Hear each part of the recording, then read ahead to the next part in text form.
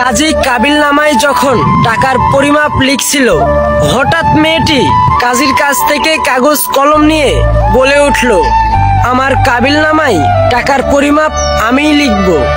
আমি যা লিখব আমাকে তাই দিতে হবে।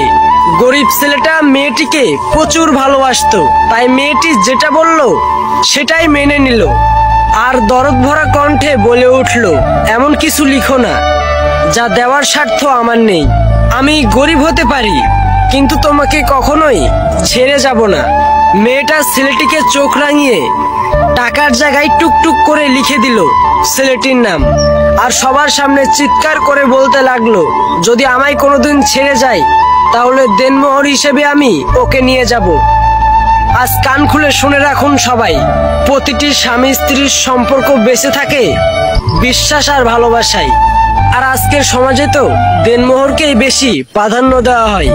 টাকাওয়ালা ছেলে দেখেই মেয়েকে বিয়ে দেওয়া হয়।